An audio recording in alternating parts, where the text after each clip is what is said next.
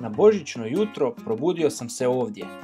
Ako se pitaš di točno, pogledaj malo bolje. Među šumom smjestio se hostel, a put do njega priča je za sebe.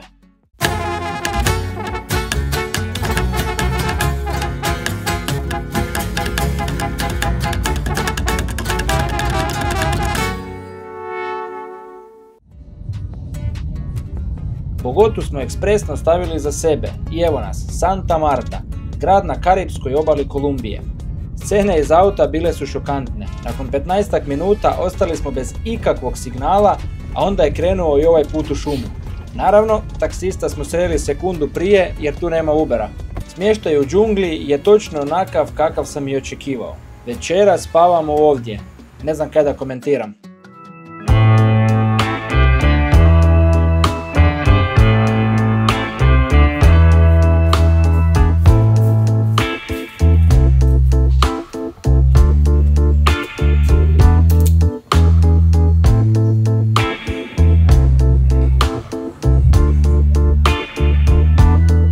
Božićno jutro smo započeli jednim treningom.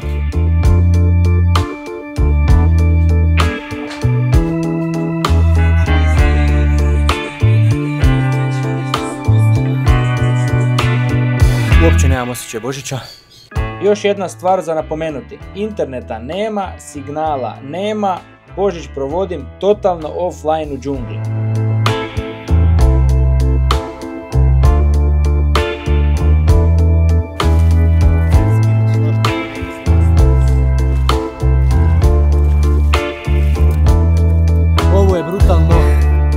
Da mi je neko rekao da ću se kupat, mislim nije sred Amazone, ali da ću se kupat u rijeci u Kolumbiji za Božić, vjerojatno mu ne bi nikad vjerovao. Rano jutro je jako mirno, lokacija je nestvarna, ko da gledam BBC-ove dokumentarce, samo kaj neko snima mene. Zvukovi su ko u zoološkom vrtu, ma stvarno jedno odlično iskustvo.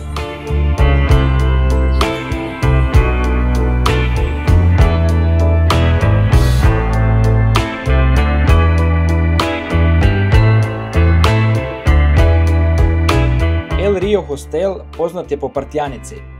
Top, malo previše muzike, ali jebeno inače. Ali danas idemo na božićni mega tube spust po rijeci.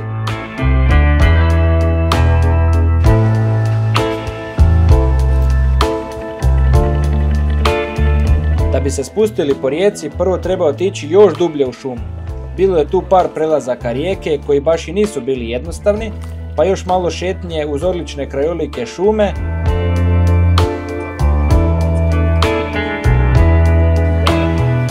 A u nekom živom blatu ostao sam bez šlape, pa sam onda umjesto svoje iskopao nečiju tuđu.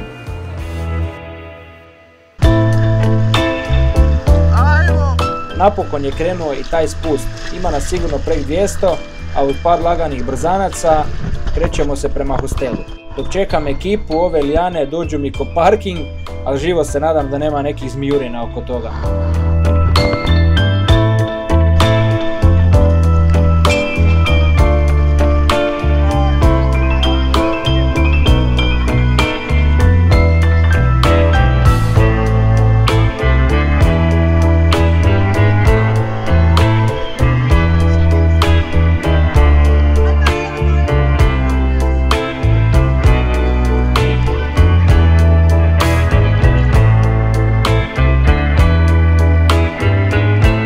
Dok smo se spuštali, skoro sam umro od gladi, a onda ručak i brzinsko pakiranje jer idemo dalje, a zapravo ostajemo u blizini.